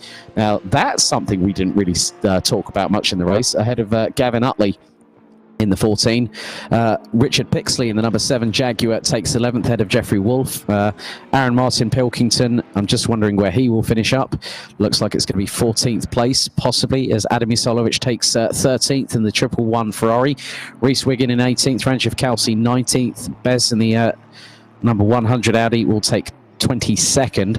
So Neitelings takes 14th, and Bliv AK in the 747 Nissan GTR GT3 rounds out the top 15. But Steve, crazy first race, apart from the fact that Archie Clifford Roberts just ran away with that one. Yeah, I mean, Archie, he does his thing. He had a great qualifying, put it on pole position, kept it together for the first few corners, and then Steve made that bit of a mistake running wide, and Archie got maybe a second or 2 gap, and once he'd got second, he was gone. He just does the laps, he puts the laps in, he doesn't really have any issues. The poor lad doesn't get any airtime because he just doesn't do anything wrong, and he creates that gap. And yeah, I think for me, the driver of that race, or one of the drivers of that race, was Dave Hedges. He soaked the pressure up from Steve and Aaron and brought it home in a fantastic second place. As you say, Chris Pinchbeck, awesome drive. Didn't see much of Chris, although he was under pressure from James, and I'm sure that lasted pretty much the whole race, but he soaked it up and he brought it home in a creditable 4th place, so well done, Chris. Yep, so that looks to be the first ever of top 4 lockout by one particular brand, being the 4 Rings of Ingolstadt's finest, as we're going to hopefully speak to a couple of our top 3 finishes, I would imagine. I know that Arch doesn't like to be interviewed, which is completely fine, completely understandable. He just likes to get on and do his thing. But hopefully we'll speak to a couple of the drivers. But realistically, Steve, we've seen it in Misano, where the first race really, really got us amped up, and then the second race, all hell breaks loose, doesn't it? Yeah, I mean, the mistakes are out of the way. It has to be said there was a few silly mistakes from some of the drivers there with braking points and 2 cars trying to fit on the same piece of tarmac. That it's not good to see. They are driver errors, some of those. They're not just racing incidents. And it's time to reset and go again for the second race and not make those same mistakes twice, so hopefully we'll see a bit more close racing without the incidents in the second one. And the lads have had chance to do the 30-minute run in that race one. You would imagine Steve Haley, for example, will be putting a few more litres of fuel in his car. The lads will know how the tyres are going to behave for the full 30 minutes if they didn't already. And it's a full reset and off they go. Well, it looks like we're not going to be speaking to any of the top 3 after that one, because it looks like we've gone straight into qualifying 2 for race 2 here at Zolder, and 8 minutes and 55 seconds still to go. But yeah, I'm going to be quite interested to see how the track evolves over the next sort of few moments, because Archie has come away with a win. He's looking to do the double, to get pole position in both races, get the win in both races, and extend his lead over James Hartnell. And this is where James Hartnell, now, he did admit post Monza, he said that I might struggle in the Ferrari at Zolder, and he was very matter of fact about that. But still, he managed to get a pretty credible result nevertheless. Yeah, James is a very realistic, person. He knows his capabilities, the car's capabilities, and let's be honest, I mean, Archie is on some of these races, he's in a class of his own. That's fair to say. As I say, just drives away with it. Some of the lads can try and hang on to him, but he does tend to get away. One driver we are missing this evening, Kev Critchley, he sometimes gives Archie a run for his money. So yeah, James is very realistic, and he knows where his battles lie, and sometimes that's the sensible thing, because mistakes are bred from pushing too hard sometimes. Yeah, and I think one of the biggest things is that to finish first you must finish, and that's exactly what Archie Clifford-Roberts is doing. He's just making sure that he hits every apex, every braking point, and powering out of the corners absolutely flawlessly. Yeah, I mean, he's awesome job. I mean, Steve Haley there not scoring points in that race, that will not do his championship any good whatsoever. With his teammate, he's battling first and foremost. Aaron Walker was only literally 1 point ahead of him, with Regan Mitchell, who was around about 30 points, I think, behind him. So Regan Mitchell with his finish will have closed upon Steve Haley. So yeah, and given Aaron Walker some breathing space in fourth place at the moment. So yeah, he's got to think about the whole championship. It's not just one race; it's 10 rounds. It's a marathon, not a sprint, as they say. Absolutely. And that's the key point that we have to stress in this championship. It's not about where you finish; it's about how consistently you finish, and you keep moving forward. You learn from your mistakes. But then you always have the halcyon moments, like James Hartnell, who we see on screen at the moment, before we switch quickly to Ranjith Kelsey, the number 47 Ferrari 488 GT3. Hartnell had a great run at Monza and was quite literally able to run away with it, as Stephen Haley now goes provisional pole at the moment with 6 minutes 15 on the clock. Still to go, 1 minute 27.558. Chris Pinchbeck just over 0.2 of a second adrift. Then it's Dave Hedges running out an Audi top three, and that is effectively 1.1 seconds adrift. But Regan Mitchell in the Mercedes, the number 69, goes to within 6 and a bit tenths of Steve Haley. And Archie Clifford-Roberts, even though it might just say 8 seconds off of the pace in 14th position, but we know for a fact that he will be waiting in the wings, and he will strike at the right opportune moment when he knows that car is absolutely up to temperature. As I saw, I think that might have been Dean Riley going sideways through the Kleine Chicane. Yeah, just take this opportunity. A couple more shout outs on YouTube. We've got AVD, a shout out for Steve Hinden. Steve created the livery for their team. They are taking part in the 12-hour charity race, so just to mention, that race is custom liveries as well, so anyone thinking of entering, you can have your own paint job, so to speak, on the cars. And also Gene Pinchbeck, well done Pinchy, great race, and Alex, awesome commentary. Thank you very much, Gene. Appreciate it. It's always good to be a part of this, and really enjoying things, because it's been great racing all the way through. Obviously, yeah, as you said earlier, Steve, there have been some mistakes that do occur, especially when you've got these double sprint race formats, because it's not easy. The drivers are having to change their driving styles dependent on the situation that presents itself, and especially when you look at it from a sprint race format and then going into a 90-minute race encounter, then you've got a 2-hour race encounter. Obviously with Spa-Francorchamps in 2 weeks' time, that's a 2-hour race. A very different kettle of fish altogether, and it's at one of the most iconic circuits in Belgium as well. Yeah, that's it. I mean, obviously, when you go to a 2-hour race, there is no reset, there is no second race.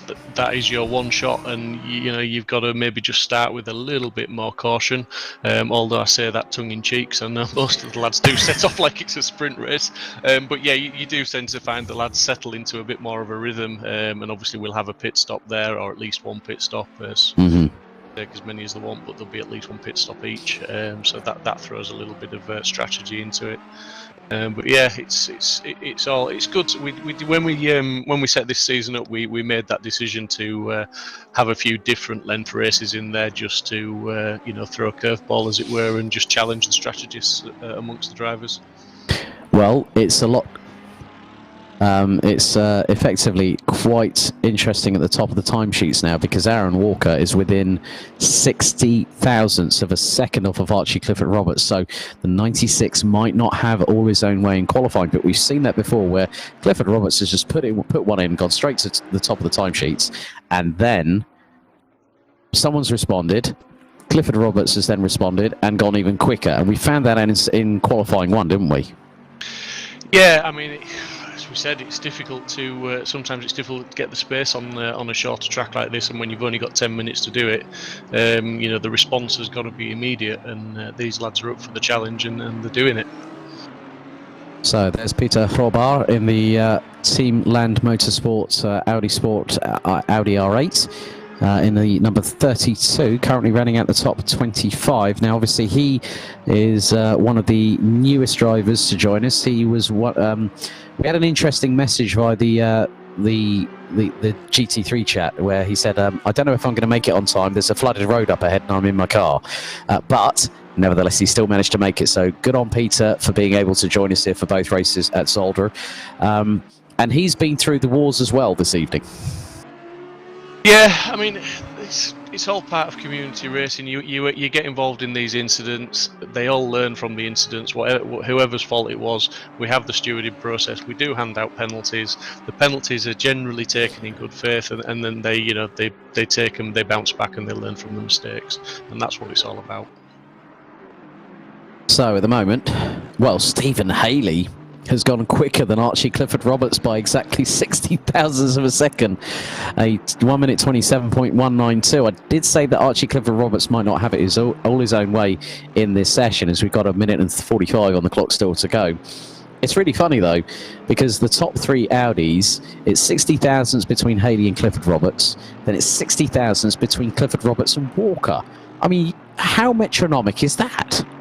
You're just not going to get it much closer, are you? I mean, the guys are. It's good to see. I mean, I want to see, you know, as much as I like Archie, as much as he's a talented lad, you want to see someone beating him. You want to see someone take the challenge to him, and let's make a race for it. And if Steve can get pole position and get a clean start, then, you know, all the better for the racing. There's Bliv AK just trying to get some track position as he now comes through the Jackie Ixbocht to start a hot lap. So 60 seconds on the clock still to go.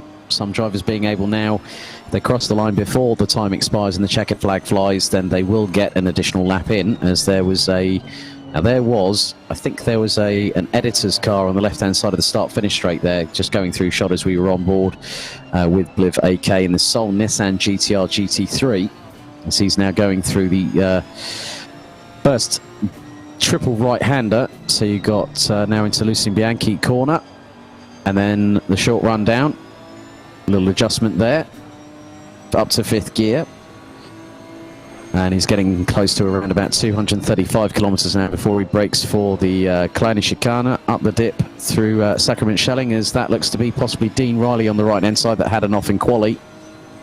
Or was that James Hartnell?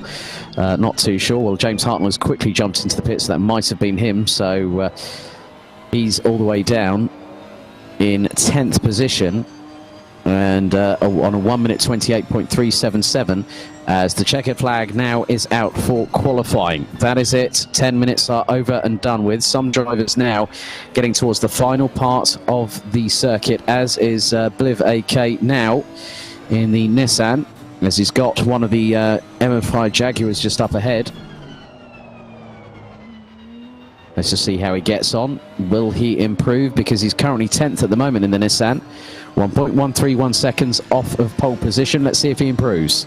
He goes 8th, just under 8 tenths off of Steve Haley. So that was a good run there by Bliv AK in the 747. Yeah, that looked a pretty smooth lap from Bliv. Well done, mate. That was clean. Chris Crossman down in 10th. That's probably not where he wanted to be, but I believe the rest of them, it was with a shuffle, a place either way. They were all pretty much as they were in the first race.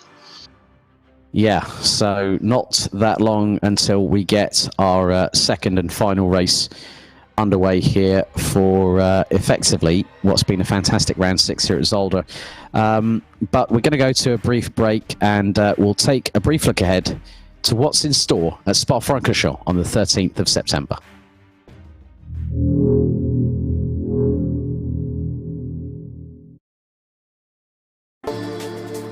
Never really saw you coming until you turned me around.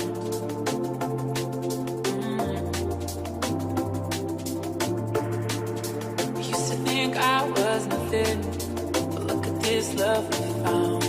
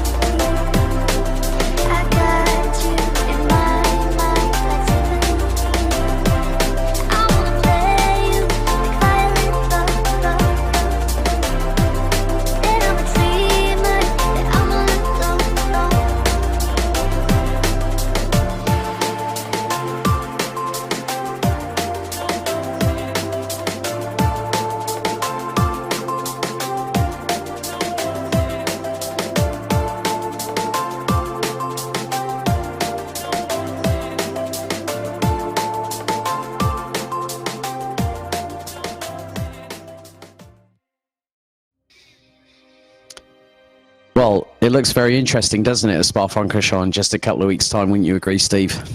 Yeah, I'm excited for it. It's what most drivers love the track. It's a long lap, 2 hours. A lot can happen, and I'm sure it'll be a great race. So let's hopefully we'll get a full grid of maybe 25, 30 cars if possible.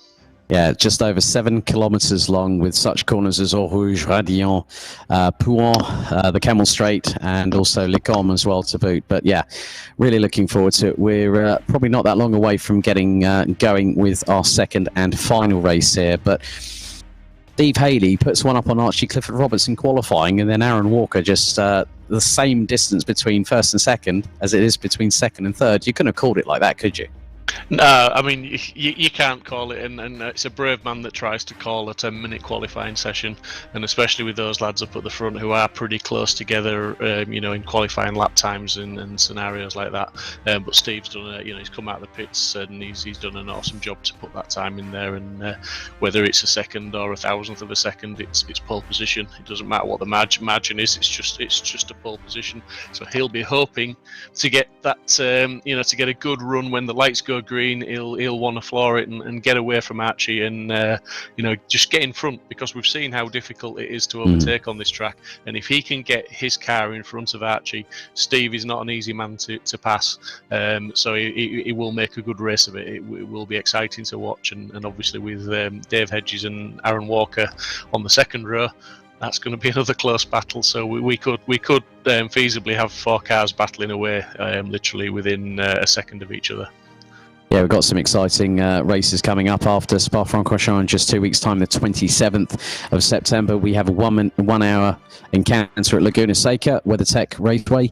On the 27th of September, the 11th of October, a 90-minute race at the Circuit de Catalunya, Barcelona, and Le Castellet. Paul Ricard rounds out the season with a 2-hour extravaganza in France, not too far off of Marseille, on the 25th of October. But also, Steve, GT4 Season 2 starts 9th of September, 6 races over 6 weeks. It's looking rather exciting there. And what's the situation with regards to the interest that we've had so far?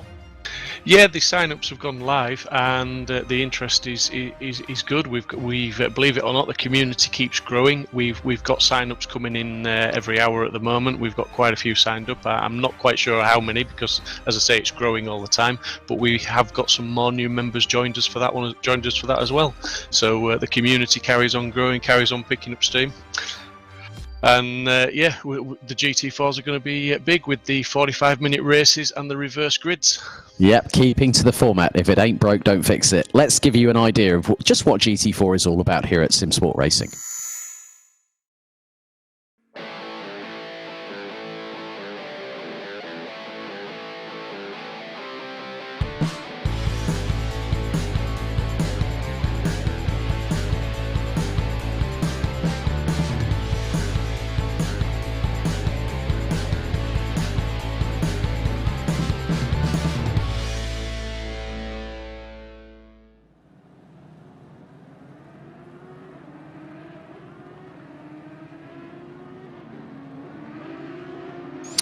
Right, we're getting things underway for our second race of the evening here at Circuit Zolder in the Limburg region in Belgium, a lovely part of the world.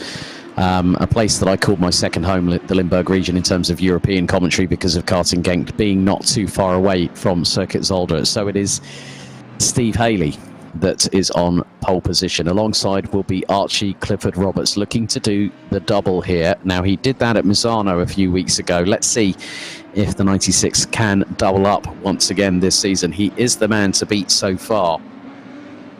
But what other drivers, Steve, apart from the likes of Aaron Walker, Dave Hedges, Chris Pinchbeck, could we see that might provide a little bit of a fly in the ointment, if you will? Don't forget Regan Mitchell, Lucas Kakos, Aaron Martin Pilkington. They're all up there in the right places, just behind these guys. Bliv's up there in the Nissan, who's shown us in qualifying that he can put those smooth laps in, and I believe Bliv, to be fair, has been sort of involved in a few incidents that maybe weren't all his fault. So if he gets a good run with these guys, then maybe he'll be able to hang on as well. So yeah, and then Chris Crossman's coming from, is he round about 10th, I believe? So the top 10 is hotly contested, and any one of them could be a fly in the ointment, so to speak.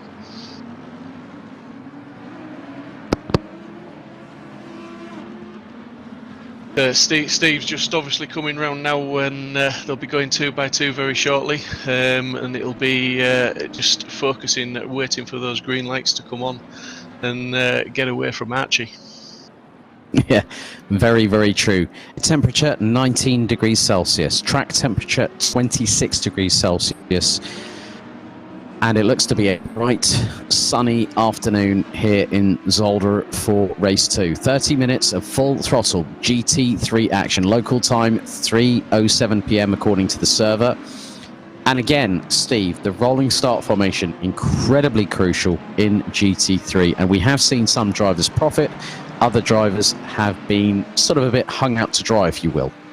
Yeah, it's just about timing. I mean, obviously, the anticipation for those green lights has got to be spot on. Too early and you get drive-through, too slow and you get jumped. So Steve will be focused 100% now. He won't be looking in his mirrors. He'll be just focused on those lights on the screen, waiting for them to go green, and then he will absolutely floor it to try and get that inside line on that first corner to give him the advantage. Right, so the run down to Erster begins now. Green lights on the starting gantry, and we are off and racing. And again, looks to be another great start from Lukas Kakos up the inside of Aaron Martin Pilkington. But Archie Clifford Roberts again gets past Steve Haley into the lead as they head through into the very next corner, as Aaron Walker looking up the inside of Dave Hedges for P3. Does he get the move through? He does. And Chris Pinchbeck also looking to try and steal a march on the number 88, but Dave Hedges quickly on the counter-offensive through the very next corner. Now the short blast up to the Kleine Chicane, as there's a little bit of an argy-bargy bit further down the order. Bez in the 100 might have just had a little bit of a coming together there, as now they come through into the Kleine Chicane, up the Sacrament Schelling, down the dip into Buta, as look at Dave Hedges, he's having to battle with Chris Pinchbeck. Pinchbeck in the 43's got an absolute fly this time around. Yeah, Chris will be tagging onto the back of Dave. Dave, when he was trying to put the move on Aaron or fight back against Aaron, he just compromised his own run out of the corner, which allowed Chris to just hang on to the back of him and put that challenge on him that we saw a couple of corners ago. But yeah, certainly it's all going to be hotting up here as Steve's really putting the pressure on Archie at the moment, and I'm hoping that that's going to be a race-long battle if he can hang on to it. Yeah, I think I saw Adam Isolovich trying to move on Dean Riley in the number 2. Ferrari down for 19th position, as Isolovich looked very close in the braking zone, but Clifford Roberts not having all his own way like he had in race number 1, because right chasing him down is the number 24 of Stephen Haley, who hopefully will have put enough fuel in that Audi just to make sure that he gets to the end of the race without any sort of drawbacks at all. Let's have a look at this replay here. So you can then, right, so the Mercedes gets run a little bit wide there by the 100 Audi. So that would have been, I think, possibly the number 12 of Chris Bowman in the trenches yet again. But let's see if he comes back from that. But the lead is now just over half a second between Archie Clifford Roberts and Steve Haley in the battle for the lead as they go through the Kleine Chicane, as Haley goes bunny hopping over the second part of it, and you can just see how much suspension travel is happening with these cars. They're incredibly low to the ground, but even doing something like that, that could unsettle the back end at the moment's notice. Yeah, I mean, these guys' setups are usually quite a closely guarded secret. Obviously, the teammates work on them together, but I do believe on this circuit they raise the ride height a little bit just to compensate for that chicane. Yeah, so effectively the shock absorbers will work, as we now have a replay here. So Rich Smith, now that was one of the Jaguars getting hit from behind. Looks to be, I think that might have been Ranjith Kelsey, and that could be Dan Parker that just got a hit from behind there in the number 6 Emil Frey Jaguar. So Dan Parker not having the best run of luck, unfortunately, in this race, like he did with Rich Smith doing the mirror signal manoeuvre last time out in race 1. So we'll see how Parker does proceed. I mean, he's currently down in 23rd place behind Mark Neutelings. Let's have a look at this replay. Yep, it's the number 7 that gets a hit from behind, and that would have been Richard Pixley, wasn't it?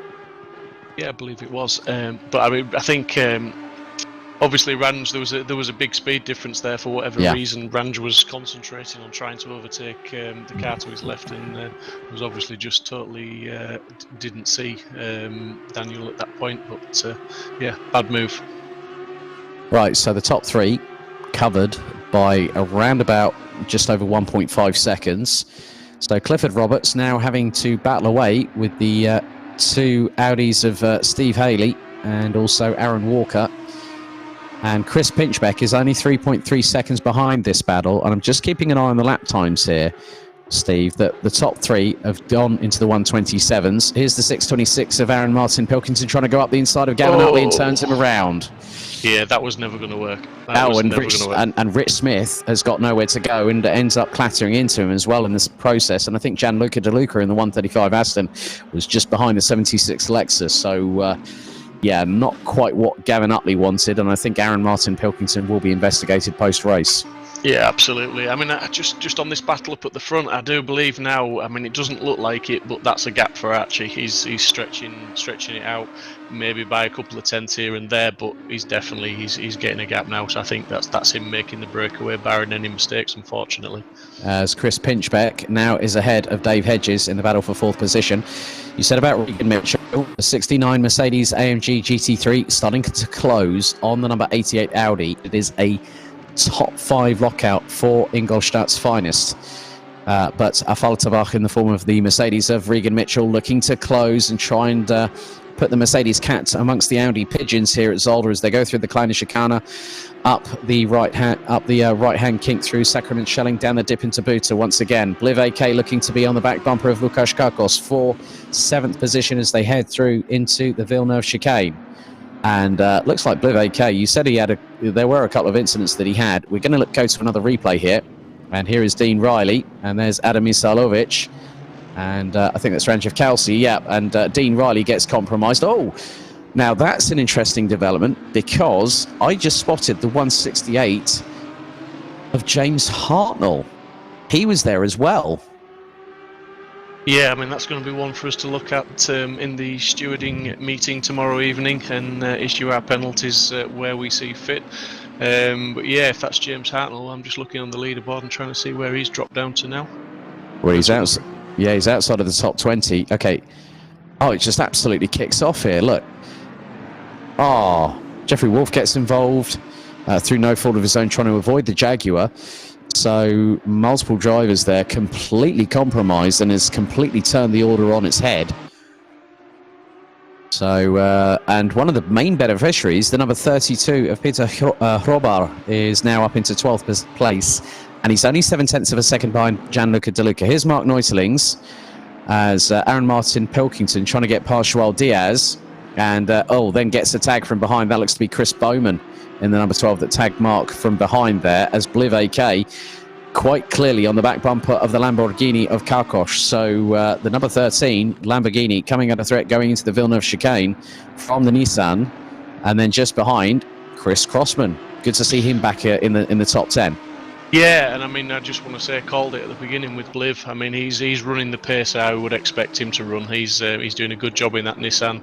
He's finally sussing out how the car works with the tunes. It's a new car to him this season. He's been putting a lot of effort into it, and it's good to see him running strongly, it has to be said, in the top 10, because he's not holding anybody up, and if anything, he's challenging, he's hanging on there, so he's doing a great job. Yeah, just having a look at the lap times between him and Lucas. And Lucas did a 1:28.713. Bliv did a 1:28.920. But that Nissan looks to have consistent pace. And that's the key point around here at Zolder. You've got to have the consistent pace to just keep on pushing forward, not making any undue mistakes. As Aaron Martin Pilkington locks up going into the final chicane and nearly clatters into the back of Reese Wiggin there in the 667 Optimum Motorsport McLaren 720S. And Martin Pilkington coming under fire now from Joel Diaz, a far cry from where we would normally expect the 626. Yeah, I mean, Mr. Pilkington's out of position really in 17th there, and this is what happens when you find your faster drivers that have, for whatever reason, have dropped down the order a little bit, and they're coming up against some drivers that maybe they've got a good half a second to a second a lap on. It's all about racecraft at that point then, and trying to work your way through, because it's not just raw pace that will get you past all the time. Those guys are entitled to defend the line in front of you. Yeah, looks like James Hartnell has actually parked it in the 168, probably having suffered significant damage to the Ferrari after that massive coming together. Multiple cars involved in that sort of respect. So it's that's a real shame for James Hartnell. He was battling in the top 10 in the first race, and now he's out of the race itself, and it's just not really where he wants to be. But he did say he was going to struggle here at Zolder. He did, yeah, and like you say, it's unfortunate that he's suffered enough damage to put him out of the race, because obviously, you know, any points are good points, and he needs those points to keep him ahead up at the front, because it's going to be a tight battle at the front for those second, third, fourth, fifth places in the championship. That everything's up for grabs with a few rounds left to go. Still a lot of points on the table, so every point counts. That is very much the case. We're on board now with Dean Riley, who's now up into 14th place in the number 2 Tempesta Racing Ferrari 488 GT3. So he's making some moves up the order, whereas his teammate is well and truly parked in the pits, as Peter Hrobar now closing on Gianluca De Luca, who has Rich Smith in the 76 Lexus, who's now in 10th position. Hrobar ducks towards the outside of De Luca going into the Kleine Chicane. The Aston Martin keeps ahead for the moment. Let's just see the closing rate here from Hrobar in the 32. Looks to be very close through into the Villeneuve chicane on the back bumper of the Aston Martin. Good run here by Peter Hrobar, not having a good run in the first race, but looks to have come a bit stronger in race 2. Yeah, he's showing us what he can do. You know, as we said, he's new to the group, and he's putting in a good performance in race 2. Right, looking at the gaps at the moment, Steve, Dave Hedges is just over 0.7 of a second off of Chris Pinchbeck, who with Hedges actually just over 5.5 tenths ahead of Regan Mitchell. Then you look back to Chris Crossman, less than half a second off of Bliv AK for 8th position. Then Hrobar, who we're on board with at the moment on the roof cam, above the front windscreen, just behind Gianluca De Luca. He gets the gap down to 0.3. And Hrobar did a 1 minute 29.832, and that was just over a tenth quicker than Gianluca De Luca. Yeah, I mean the guys are consistent, aren't they? They're putting the lap times in. That they're they found the pace, and they're finding the battles. And it has to be said, there's a lot of close battles. It's good to see. It's a great track for it. It's difficult to pass, so yeah, patience is a virtue around Zolder. Indeed, it is. Right, okay. We've got Rhys Wiggin there. There's Aaron Martin Pilkington, and so along with going straight on nigh on the chicane, there was a little tap on the back bumper of Rhys Wiggin by the Aston Martin, who is in now 16th position in the 626, and Wiggin is about 0.6 of a second adrift at the moment. But this is a really good battle here for what is effectively 10th on the road. And when you look at it here, Steve, they're covered by just over 1.5 seconds, but all three of them are just looking really consistent, well planted, braking nicely, turning in at the right point, and Joao Diaz gets pinged for a drive-through for track limits abuse, unfortunately, so he will drop out of the top 18. As now Hrobar goes up the inside, side by side with Gianluca De Luca into the next chicane and makes the move. That's nice and cleanly done by the 32 Audi. That was impressive. He must have got absolutely awesome drive out of the previous corner, because it wasn't really a slipstream. He just drove past him into the braking zone, got it stopped, got it turned, and had the job done before the apex. That's what you want really in that kind of manoeuvrability situation, as Regan Mitchell still trying to close on Dave Hedges, who in turn is trying to close on Chris Pinchbeck, and these three are covered by just under 8.5 tenths of a second from front to rear bumper as they go through the Kleine Chicane, up the dip here through the Sacrament Shelling, down the dip into Butte, and then into the Villeneuve chicane. And Regan Mitchell really, really starting to come good in the towards the second half of this race. Yeah, it might just give Chris Pinchbeck a little bit of a break from Dave Hedges if Regan can apply some pressure to Dave and make Dave watch his mirrors a little bit. But yeah, like you were saying earlier, there's some good close battles all over the place, and it doesn't matter whether you're battling for first, second, third, fourth, or 10th, 12th, 11th. You know, when you're on the track and you're in that battle, that's the battle that matters to you. So yeah, the drivers are putting on a real good show for us this evening. Yeah, a lot cleaner. Not so many incidents as we had in race one, because obviously, as you said, post race one, a lot of mistakes have been gotten out of the way. So the drivers now have to just sort of keep their strategies keep their cards to their chest, so to speak, as Archie Clifford Roberts now, again, that gap has just literally expanded in the last, 5 to 10 minutes. It's up to 4.5 seconds between him and Aaron Walker as we go on board on the front splitter of Jeffrey Wolf in the Car Guy Racing 86 Ferrari, battling away with Ranjiv Kelsey. This is for the last position in the top 20, and just up ahead they've got the number 6 Jaguar of Daniel Parker. Yeah, this is Ferrari on Ferrari, so it's down to driver ability at the moment and see what can be done. Yeah, Jeffrey Wolf has shown some flashes of brilliance throughout this season, as he's finished a little bit further up out within the top 20. But he's got a little bit of work to do, just coming up to the halfway point of this second and final sprint race here at Zolder before the 2-hour endurance race at Spa-Francorchamps in a couple of weeks' time. But you can just see how different the styles are between the Jaguar and the Ferrari. The Ferrari, will scream its way out of the corners, where you'll just hear the massive rumble of a Jaguar V8, won't you? Yeah, absolutely. I mean, the Ferrari it's a real screaming racing machine. I did a season, I think it was our first GT3 season. I was Steve Haley's teammate in the Ferrari, and absolutely awesome car to drive. And I think, not taking anything away from any of these guys, I've found it so far to be the easiest car to, shall we say, to adapt to different tracks. As we see Wolf being overtaken there, is that Neutlings? Yeah, that was Neutlings up the inside, so nice work there by the Dutch driver. In the Team Parker Racing livery, run by Scott Mulvin in British GT at this particular moment in time through 2020. That's so Mark trying to get back up into the points there. He's obviously got himself up into 21st, points down to 20th place. So yeah, he's everything to go for. I do like some of these liveries on these cars. I mean, just look at the blue accents around the rear diffuser on that Bentley. I mean, that's just attention to detail. Very much like Tron Legacy, isn't it, that livery? Yeah, a little bit, yeah. I mean, all the liveries, it has to be said, in this championship, we made the decision because we were going to broadcast it for realism. They're all chosen from within the sim. They're all real-world liveries, so, yeah. Right, okay, so at the moment, Archie Clifford Roberts still leads. We are 14 minutes and 18 seconds still to go in the event, towards the eventual conclusion of round 6 here at Zolder. Dave Hedges still trying to keep in striking distance off Chris Pinchbeck, and they're now just over half a second adrift of each other. Regan Mitchell a further 8 tenths behind this battle, but it looks to be closing. The Mercedes looks to get a bit deeper on the brakes through the corners, as now they go through the Jochen Rindt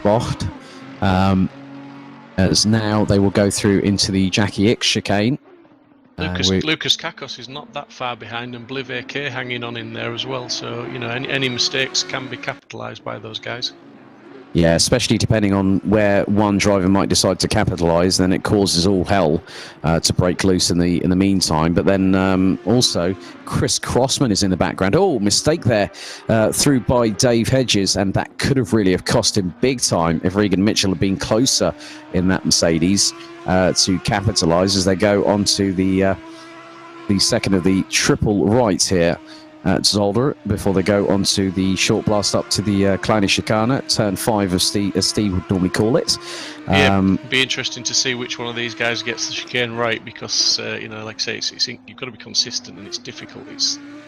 You see Dave got a better run through there than Chris, and he's as I said, that poor run out of that corner. Now Dave's close right up on him now, but yeah, it's just so hard to get the move done. Yeah, especially when you after that sort of closing speed, that you then got to quickly put on the brakes and go through the Villeneuve chicane as they now head towards the far part of the circuit, towards the completion of another lap. And very shortly, Archie Clifford Roberts will be on lap number 13 of this race. So yeah, still pretty good even battle between Chris Pinchbeck and Dave Hedges. And it's still any wonder what might happen in the next 12 or so minutes, because these two, we've seen Dave Hedges battling away all the way through both races. We've seen it from Chris Pinchbeck, we've seen it from Aaron Walker, we've seen it from Steve Haley, and look at Haley and Walker at the moment. They're just over 9 tenths of a second apart in second and third position respectively. Yeah, I mean, the thing is, these guys, certainly the top 10 and maybe a few more. We see another replay here. Looks like Neutlings and Kelsey. Oh no! Parker gets it all. Parker gets a tap. Yeah. Again. Well, I think at the end of it, Mark actually made it through the chicane, whereas Ranjiv Kelsey went sideways going into the approach, and then Dan Parker, as he tried to power out through the chicane, the back end went completely sideways. Well, there was a tap. Oh, yeah. So Kelsey tapped him. Yeah. Yeah, Kelsey tapped him, but luckily enough, Parker kept the place. More interestingly than anything else there. Well, that just highlights what I was going to say. You know, the top 10 and maybe a few more of these guys, they can run so close together, lap after lap, and you know, be within tenths of a second of each other. And that's what some of the other guys are developing with their skills when they're racing with us week in, week out, and on the practice servers. And that's the big improvements. It's not necessarily the lap times that they're improving. It's actually the ability to race really close and not tap their opponent. And that's what makes great racing. That's what we want to see. Yeah, Gavin Utley now looking to try and get past Dean Riley. You've got Adam Isolovic and Gianluca De Luca. As Isolovic trying to go up the inside of the 135 Aston, 2 wheels on the dirt there for the 111 Ferrari. He nearly lost that well and truly. But then Dean Riley looking to go towards the other side of the 111 into the next corner, looking to get the cut back through. As De Luca runs wide, tags Isolovic, tags into Riley. And Gavin Utley makes great his escape there. Yep. Prime example of capitalising on someone else's mistake, and unfortunately that was 3 cars that were involved in that, 2 of them through no fault of their own. And it has to be said, Gianluca really sort of lost it on the power. That was potentially a racing incident. There was not, once he'd lost the back end, there wasn't much he could do there. As we see, Regan's closed right back up on Dave Hedges right back up on Chris Pinchbeck, and heading into turn 5 again into the chicane. Yeah, it looks like they've dropped Lukas Kakos in the meantime, but then Bliv AK is being hounded by Chris Crossman, who's about a quarter of a second off of the back bumper of the Nissan GTR, aka Godzilla. Don't really hear that much anymore because Nissan sort of effectively stopped running GTR, GT3 cars in real life, with KCMG, one of their most notable ones, using it in the VLN series and also the Nurburgring 24 Hours. And they've now switched to Porsche, if memory serves me correctly, for KCMG. Is now we see again what happens. We get the tail end. We see it there, and then you can just see that. Yeah, Gianluca De Luca came back onto it. Adam Isolovic had nowhere to go, got a little tag for his troubles, and then also Dean Riley got a little tag for his troubles as a result of the domino effects. And then Gavin Utley was just able to straight line it. Okay, it was over the cross, but he got through. That was the main point there for Gavin. Yeah, absolutely. Yeah. Oh, mistake there from Dave Hedges. Oh, that was the front end went up in the air. I think that was through Arista there. So as Adam Isolovic gets a drive-through penalty for his troubles, as Bliv AK and Chris Crossman now closing. So that has allowed Regan Mitchell up into 5th place as a result of Dave Hedges' unwanted mistake there, if I'm completely and truthfully honest, with just it was just over the 9-minute mark to go. So Dave Hedges now having to fight quite significantly here as Isolovic serves his drive-through. Yeah, poor Dave there, who's showing great consistency, and he just took too much of that inside curb, which unsettled the car, as we saw, and he's put him into the clutches of Bliv AK and Chris Crossman, who were battling hard there, and he's got Lucas up in front of him. Yeah, so Lucas now about 1.6 seconds up the road, according to the timing screens on the left-hand side. Bliv AK is now just over 3.5 tenths of a second behind Dave Hedges, but then Chris Crossman in the number 3 Porsche, he took the opening win back at Silverstone, and he's kept himself in the fray, let's be honest here, despite the trials and tribulations he had at Monza a few weeks ago. But Chris Crossman now trying to get some consistent point scores on the board to help him get closer and closer to the battle at the front of the field in terms of the in terms of the drivers' standings. Yeah, I mean, it's just has to say there, Dave made a couple of other little mistakes there as we go to another replay. Oh, and that's Aaron Walker. Oh, he whacked into the side of Steve Haley there. Oh my goodness, even the 2 teammates collide, but luckily enough they got away with that one, and Chris Pinchbeck is now close to within 2 seconds of them. As we're on lap number 15, 7 minutes and 18 seconds still to go. And I'm sure that Steve and Aaron will probably say, Aaron, they'll probably have a discussion post-race and go, what happened there? I think there'll be a letter of apology. Yes, with a I'm sorry card sent in by email. Kind of thing. But yeah, I mean, those things do happen. You know, Aaron, I think, would just look to be a bit too hot through there, as Chris Bowman just being shown the blue flags, keeping out of the way, so making sure the faster cars get through. But Bliv AK, another standout drive for the Nissan driver with the that lovely red and white, you know, obviously the official colours of Nismo themselves, and with the Gran Turismo showing on the side of it. That's a really good livery as well, isn't it? Yeah, it's a really good car. I mean, it's a favourite of a lot of drivers. I know when it was first released within the sim, a lot of people jumped in it and had a go at it, but it is a difficult car to extract the speed out of, and that's why I keep sort of mentioning Blib's work. He's stuck with it, he's working with it, you know, and he's getting there. He's putting on some good performances, and I think tonight's probably his best performance in it so far. And this race too, he's really making a good go of it. He's putting in some good lap times. He's indeed Regan Mitchell. Place, Regan Mitchell has just had dramas. They've just passed him on the main straightaway. That was Regan Mitchell on the right-hand side, I believe. So Mitchell out of the top 5. Kalkosh now up into 5th. Dave Hedges in 6th. Bliv AK in the Nissan now 7th. Chris Crossman in 8th. And I'm wondering, did Regan Mitchell have a moment coming through the final chicane? That's the biggest concern that I have, because he was running in the top 5. Yeah, he come out of that chicane and trying to get on the power as early as possible, and he does quite often unsettle the back end. But what did I say about Mr. Pinchbeck? He just soaks up the pressure, and now all of a sudden the two guys that were pressuring him, they're the ones that have made the mistakes, and Chris is in clear air now and just a couple of seconds or so behind the second and third place. Yep, so on lap number 16, we've got just over 5 minutes remaining of the second 30-minute sprint race here at Circuit Zolder in the Limburg region in Belgium.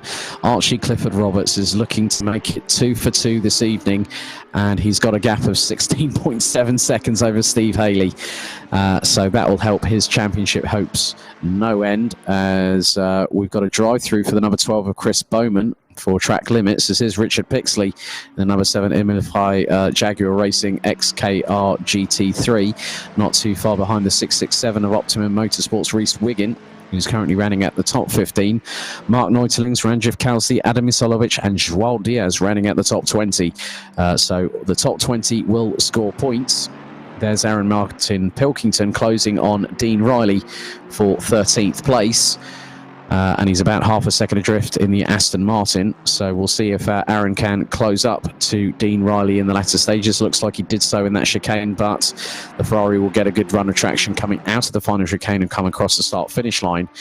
So the gap between them was just over half a second. It's now 0.7. So Riley already in the Ferrari starting to try and break away from the Aston Martin. Yeah, Riley, I mean, he puts on some reasonable performances, but I have to say, I think Mr. Pilkington, he hasn't had the best season with us so far. He's had a few incidents, and he's not always finishing where I would expect him, because he's a very talented driver, and he's a fast driver, and you know, I would have put money on him at the beginning of the season, being well within the top 10, not a problem at all. But yeah, like I say, he's had a few come-ins together here and there, a few incidents, not all his own fault, but it's good to see he had a good, strong first race, and he's making some ground back up now, back up into 14th. Yep, so just over 3.5 minutes to go. And Clifford Roberts still doing the job he needs to do, just keeps his head down, blinkers on, and just powers away. Here's Chris Crossman. We're on board on the front splitter of the Porsche 911 GT3R 991-2 derivative as they go through the final chicane. And he's trying to keep pace with Bliv AK, but is about 7/10 of a second adrift last time around. Let's see what the gap is this time around as they come across the start-finish line. 0.546. So Chris Crossman did a 1:28.986. Bliv AK a 1:29.037. But Bliv AK, as you've mentioned earlier in the broadcast, Steve, has just gotten on with the job at hand. He's kept consistent. He's kept with the Nissan, and he's trying to make it work for himself. So he's learning as he goes along, isn't he? Absolutely, he's developing the setup every single race. He puts the hours in, he puts the practice in. He's got the knowledge. He's working with the car that he's got. He's sticking with his choice. He's not jumping around, and he's got the racecraft. He's a good driver. He's living, you know, in the Audi. He's even faster, you know. But he wanted the challenge. He picked the Nissan, and he's gone with it. He's stuck with it. So credit to the guy. You know, kudos to him. He's doing a great job with it, and he's putting on a good show. And he's certainly keeping a very talented driver here by the name of Chris Crossman behind him at the moment.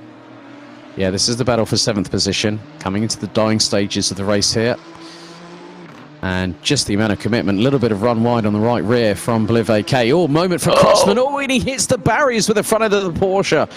Oh, the back end stepped out, and that was not what Chris Crossman needed. No, and that was just how hard he was trying. I mean, that corner, or that series of corners, is absolute full commitment, because as you come out of the other chicane, you are wanting to be full on the power, and if you get the line right, you can bury the throttle and not lift. But if you're just a couple of inches out, you do have to lift. And in the Porsche, if you have to lift, as you see there, you get some snap oversteer, and usually there's no, you can't come back from that. No, and I did see in the distance, Chris Crossman lost a lot of time to Rich Smith as a result of that off, but I think he got away with that. But obviously the front end of that Porsche is going to have a little bit of damage, and he's going to have to wrestle with that for the next 90 seconds or so. As we've had, looks like Peter Hrobar in the number 32 Land Motorsport Audi has pulled into the pits. From 11th position, he's dropping down the order now. I'm wondering if he's had a fuel, if he's not fueled the car up. We had that with Dave Hedges, didn't we, in race 1? Steve Haley. Steve Haley. Sorry, my apologies there. Sorry, Dave. It's been a long day. It's been a long day. That's all I'm saying. But Lukasz Kakos now having Dave Hedges for close company as Richard Pixley trying to go side by side with Rhys Wiggin. That front end of that Jaguar is absolutely battle scarred, as is the front of that McLaren. But Pixley looking to try and get ahead of Rhys Wiggin. This is very, very close. Oh, nigh on nearly a little bit of contact there. Oh, he gets turned around. But luckily enough, he keeps it. Oh, crikey. 30 seconds on the clock. Leaders on the final lap now as Lukasz Kakos now being hounded by Dave Hedges, who has got the front spotlights as well as the LED headlights on that Audi well and truly ablaze. And Archie Clifford Roberts just doing the job he needs to do. 18.3 seconds onto the final lap. That's the gap between him and Steve Haley. Aaron Walker, let's not forget, is he's less than a tenth and a half behind the number 24, and they're on the last lap. Warning shot across the barrel maybe if Aaron's a little bit quicker. I'm just having a look at the lap times. Well, Aaron did a 1:28.683. Steve Haley did a 1:29.1 last time round. Time has now hit 0. That's it. Steve Haley is down in second, so Aaron Walker has got past on the final lap, but it just depends on whether the teammates decide to argue amongst themselves as if to say, no, you go first. No, you go first. No, you first. And then someone will just decide, well, forget it. I'll just go through anyway. Yeah, I think last lap, that's it. It's a battle. There's no one around them, and they're going to bring it home where they are now. But yeah, if there's any mistakes made, Steve will capitalise. But I don't think Aaron will. We've seen him drive a fantastic GT4 championship, so he knows what he's doing. Well, it's 2 for 2 for Archie Clifford Roberts here at Zolder in Belgium. Does the double extends his championship lead here this evening on round 6 of the season with Spa-Francorchamps in just a couple of weeks' time. But it is going to be, could it be, are they trying to do a formation finish here? That's priceless from these two drivers.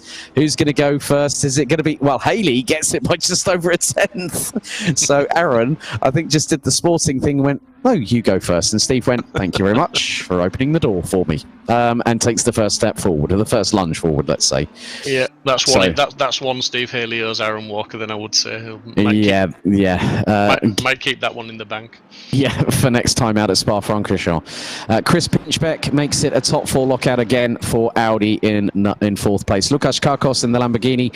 Oh, Jeffrey Wolf getting brave in the latter stages, and that was probably over... that was around Chris Bowman. Now, that was a definitive track cut there. Sorry, Jeffrey, you're going to have to give the position back, and he's slowing down to do so. But Lukasz Kakos takes 5th place ahead of Dave Hedges. Bliv AK rounds out the top 7 ahead of Chris Crossman.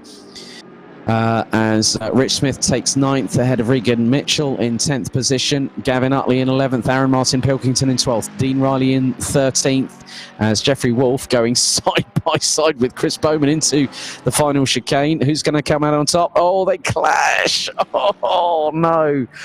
So Jeffrey Wolf, that was not really a gap that you needed to go for there, because I'm sorry to say, but Chris Bowman was closing the door, and look, he's parked it waiting for Chris Bowman to rejoin. Now, isn't this the ultimate show of sportsmanship I think I've ever seen in this? And here comes Chris Bowman, and there's just Jeffrey Wolf going to let Chris Bowman go past and then just engages first gear, crosses the line, takes the flag. That's the ultimate bit of sportsmanship. He knew he did a bit of a clanger there, didn't he? But wow, what a race again. A fitting way. Archie Clifford Roberts doing the double here at Zolder, and some great racing all up and down the field this evening here, Steve. Yeah, it's been some fantastic racing, as we said. The stewards are going to be a little bit busy tomorrow evening, issuing some penalties, I would imagine, just from my judgment of seeing some of those incidents. But generally good racing. The guys up at the front, certainly. Standout driver of the evening for me, Chris Pinchbeck. He's been consistent. Obviously, Archie's brought it home in both races. He's a bit of a Lewis Hamilton, isn't he, at the moment? It's difficult to give him driver of the day because, to be honest, when he's on the track, it's almost what I expect to see. So yeah, Chris Pinchbeck driver of the day because I think that's his best results of the season so far, really, to finish where he has there. Yeah, well, I think we might as well head down to the interview booth, Steve, because it looks like we've got a couple of drivers to interview. Great stuff. Right, so I think this is the first time I actually get to, if he's there, Clifford Roberts. Good evening. Well done this evening. Thank you. Pretty much textbook there, if I'm honest with you. Pole position in race 1, streaks away with a comfortable gap, and then, okay, Steve Haley did the got you by 60 thousandths going into race 2, but then, again, a comfortable win here, extending your championship after deciding not to take part in Monza. How are you feeling after this evening's proceedings? Quite good, actually. First off, I'd like to thank my friend Neil for helping me out. For my original PC, had a lot of trouble, but he lent me his PC for this race. I wouldn't have done this race if it weren't for him, so thank you, buddy. In terms of the race, the first race was fine. I went off and won. That was easy. No, it wasn't easy. It was pretty much textbook. But to be honest, race 2 qualifying, I got held up in my last flying lap. I was 2.5 tenths up, and I got held up by a couple of people that were preparing for their flying lap in the last corner. I was fuming, if I'm honest. I was absolutely raging, but no, I'm glad that I managed to get Haley in the first lap in the race. Well done there, Arch. But obviously 2 weeks from now we head to Spa-Francorchamps. Is that a track?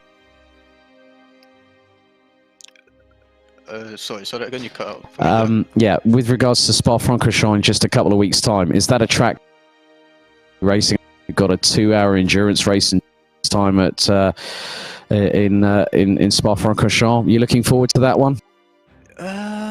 Yeah. I think it'll be really close, to be honest. I think the Ferrari's good there. I think the Audi's good there. The Lambo. I think it'll be much closer than it was tonight. I think Aaron, he'll definitely be up there. I think James Hartnell will definitely be up there. Haley, the list goes on, mate. Honestly, it won't be easy. But no, really excited for that. 2 hours, 100 points at stake. I look forward to it. Well done tonight, Arch. Great job all evening long, and we'll Spa-Francorchamps. Cheers, buddy.